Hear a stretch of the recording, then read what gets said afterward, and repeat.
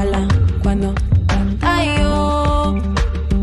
Me transformo en el color del misterio. Throughout my career, I could never understand why incredibly talented and hard-working women weren't advancing to the highest levels of leadership. I spent decades working in HR, and at every organization, it was the same. Women didn't make it to the top. I found the answer reflecting on my own experiences growing up as an immigrant in the Washington, D.C. area. My father was a journalist, and he came to America to escape persecution in South Korea. He believed in freedom of speech and the American dream. Although he continued to work as a journalist writing for Korean newspapers in this country, he would also work as a mechanic, a cleaner, and a computer operator back in the days when a computer filled an entire room. My family arrived at Dulles International Airport in 1973.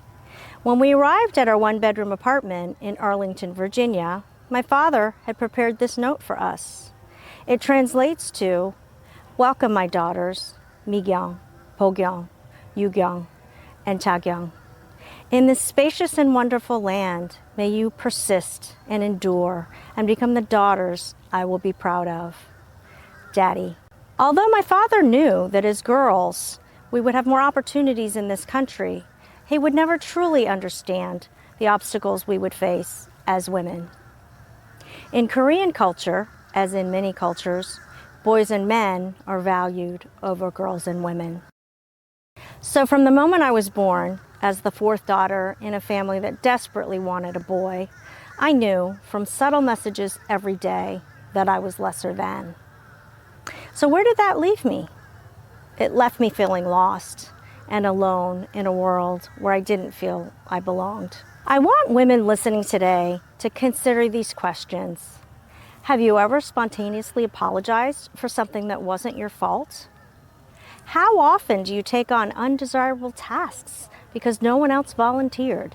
Do you continuously seek more education and more experience to prepare yourself to lead?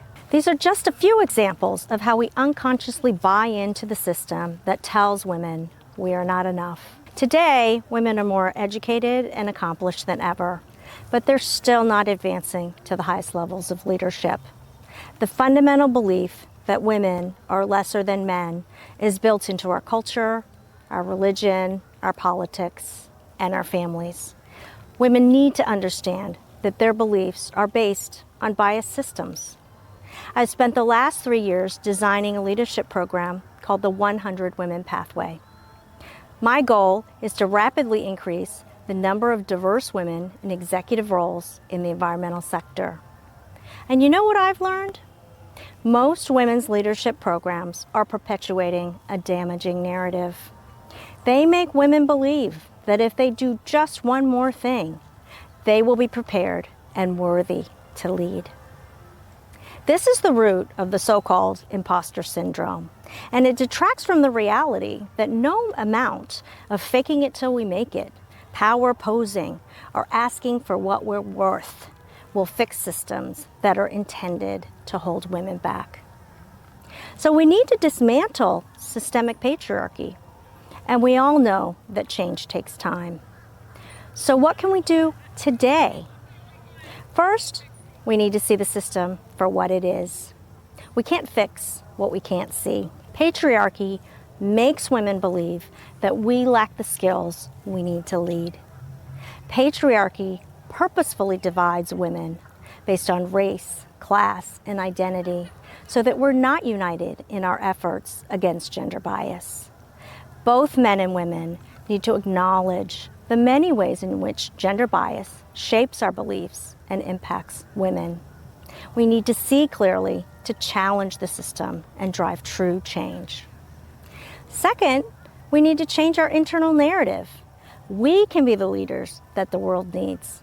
We can leverage the strengths we already have and advocate for leadership that is grounded in diversity, inclusion, and belonging. It's not easy to transform beliefs that have held us back our whole lives, but I've had the privilege to witness many women do it. The solution lies within. Be willing to explore the underlying reasons behind your hesitation and your fears. And since you aren't going to find what you need within our patriarchal system, the third step is to build a community of women to support you. It is a powerful thing to feel that you belong, to feel that you're not alone. Connect with other women with no barrier, no pretense. Be brave and honest. Reach out to someone you trust. This is an invitation to be vulnerable. Getting started is the hardest part, but if you focus on these three things: first, see the system for what it is. Second, change your internal narrative. And third, build a community of women to support you. You can transform your life while strengthening the pathway for future women in leadership. It took me 50 years to find myself and feel a true sense of belonging. It has freed me to say yes to so many things I dared not even consider before, and also to say no to the things that don't serve me.